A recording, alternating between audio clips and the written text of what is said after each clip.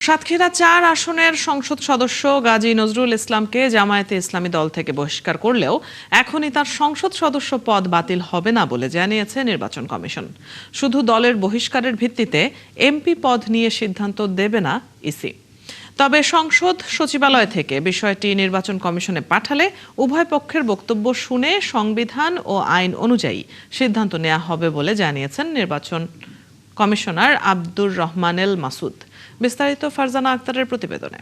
সামাজিক যোগাযোগ মাধ্যমে ভিডিও ছড়িয়ে পড়ার কারণে আলোচনায় আসেন সাতক্ষীরা ৪ আসনের সংসদ সদস্য গাজী নজরুল ইসলাম। এই ঘটনায় তাকে দল থেকে বহিষ্কার করে জামায়াতে ইসলামী। এরপর তার সংসদ সদস্য পদ নিয়ে উঠেছে প্রশ্ন। আইন অনুযায়ী সংসদ সদস্য নিজ দল থেকে পদত্যাগ করলে বা সংসদে দলের বিপক্ষে ভোট দিলে তার সংসদীয় আসন শূন্য হবে।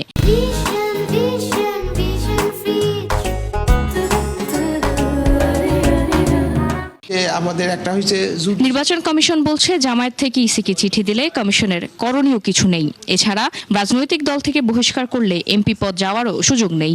দুটো জিনিস আছে, উনি যদি দলের থেকে পদত্যাগ করে বা এখানে আইনে বলা আছে দলের থেকে পদত্যাগ করা, এখন উনি পদত্যাগ করেন নাই, ওনাকে এক্সপেল করছে।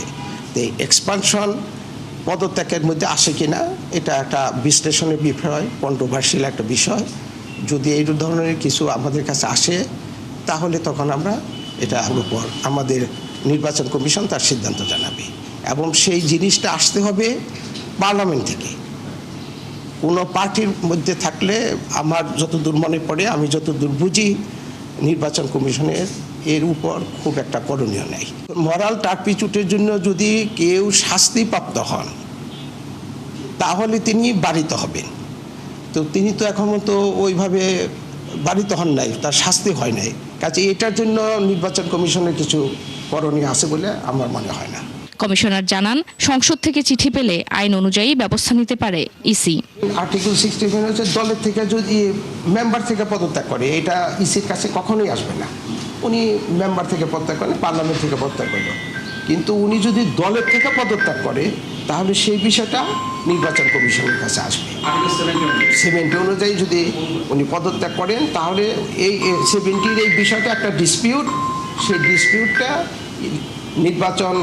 পার্লামেন্ট নির্বাচন কমিশনের নিকট রেফার করলে নির্বাচন কমিশন সে ব্যাপারে যথাযথ তদন্ত করব বা শুনানি করব, ব্যবস্থা করব। 75 বছর বয়সী নজরুল ইসলাম সাতক্ষীরা ৪ আসনে 1991 সালে প্রথমবার সংসদ সদস্য হন। এবার তিনি তৃতীয়বারের মতো নির্বাচিত হয়েছেন। ফারজানা আক্তার, ৭১, ঢাকা।